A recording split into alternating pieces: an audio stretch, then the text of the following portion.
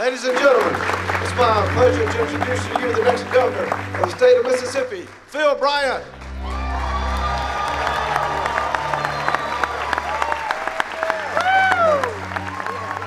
God bless you. God bless you. Thank you. Well, good afternoon. God bless you. Thank you for being here. We've been traveling the state. Deborah and I got late last night into the Gulf Coast, got up early this morning for our first stop. 80 people were gathered there in the cold morning air to wish us well and to say we are for you on the Mississippi Gulf Coast. And then it was on to Hattiesburg, another packed house there of all of my friends in the Pine Belt and our good University of Southern Mississippi supporters. They were saying we are with you all along this trail, and here today at Meskelly's in our home county of Rankin County.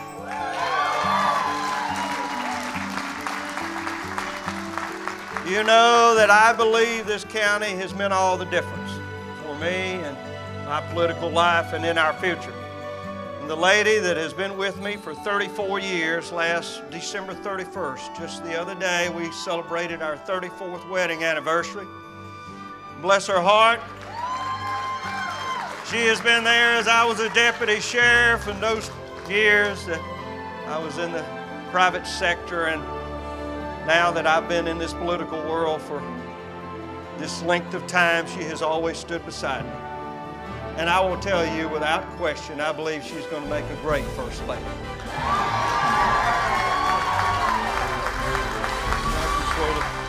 Katie's here today, my lawyer in the family. I had to tell folks I had to adjust my lawyer jokes.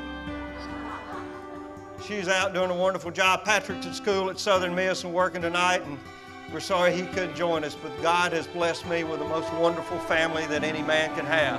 And as you move forward in life, you know this, it doesn't really matter where you go as long as you have your family and your faith.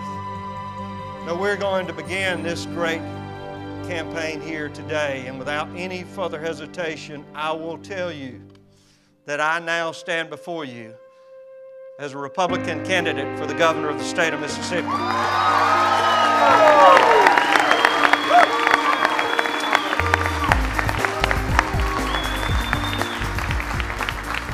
It never started out this way. As the son of a diesel mechanic and a mother that was a housewife born in Moorhead, Mississippi, I'm not supposed to be here. I was supposed to learn a trade and go to work. And I had the great fortune of having a mother and father that believed in great things. 2 older brothers whose shoulders that I stood upon.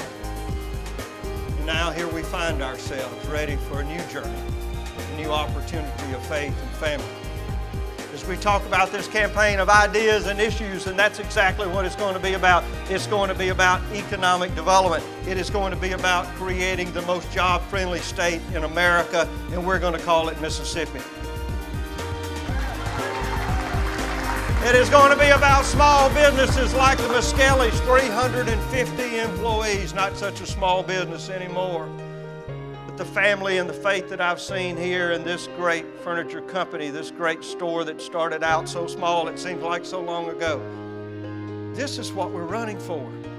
Families like the Meskelly's, companies like this that look to the future, that want their children and their children's children to have the opportunity make their way here in the state of Mississippi. Now, government can't provide jobs, but we can create an environment where entrepreneurs and businessmen can do so.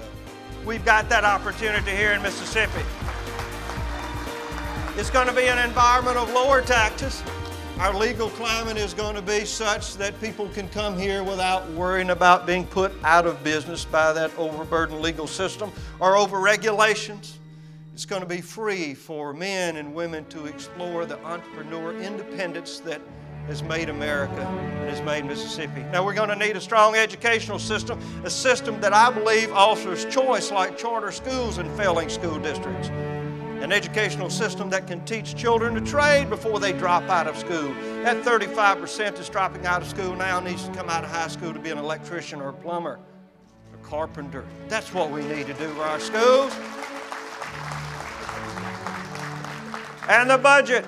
I've said it over and over again, and working with Governor Barbour, we have been able to do great things. We've been able to balance this budget. We've been able to say simply, we're not going to spend more money than we're bringing in, and as governor, I'm going to make sure we never do that.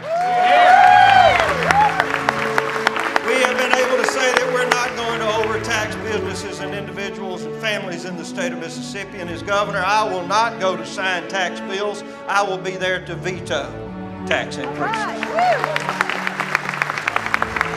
We're going to have a new priority in budgeting. It's going to be outcome-based. It's going to say you got to have a performance-based budget. It's not politically motivated. It is motivated by how well you do.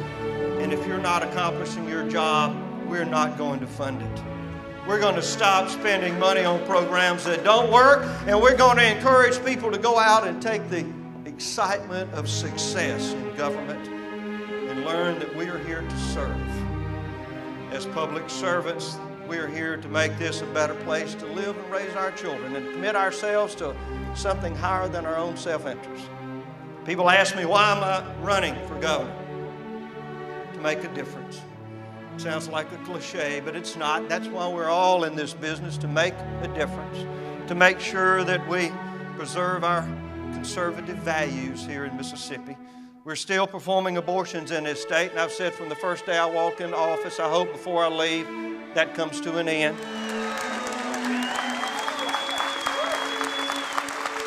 I will do all that I can in the governor's office and as your lieutenant governor to stop Obamacare once and for all.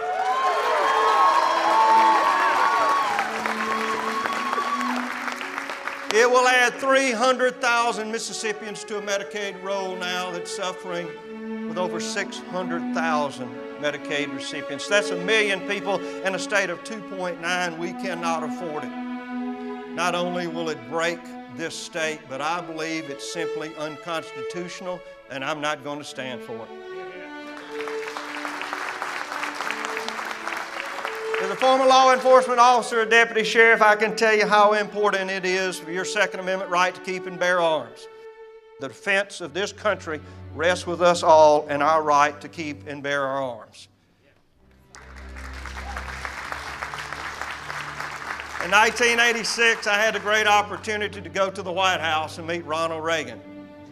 I became of age in the political world at that time. And I realized that President Reagan was calling upon us all to make a difference. I had seen him in 1964 when he made a speech for a man named Barry Goldwater who was running for President of the United States. Then Governor Reagan said, it is a time of choosing. He said, you and I have a rendezvous with destiny. We will preserve this, man's last, best hope on earth, or we will condemn our children to take the first step to 1,000 years of darkness. Those words have never left me. They press me on. And I will tell you, in Mississippi now, again, it is a time for choosing. And with your help, we are going to make sure that not one child in Mississippi takes that first step into darkness. We are running for that. Thank you so much, Rankin County, for being here. God bless you. God bless Mississippi, and God bless the United States of America. Get at it. You're doing great. You're going to be there. Thank y'all so much for coming. Thank you. Oh, it's good. Hey,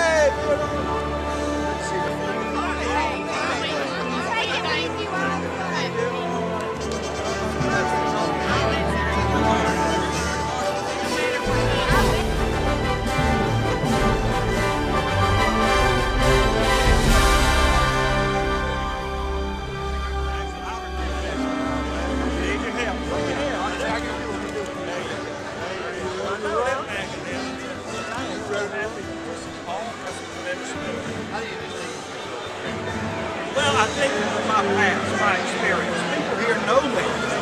Many of these people have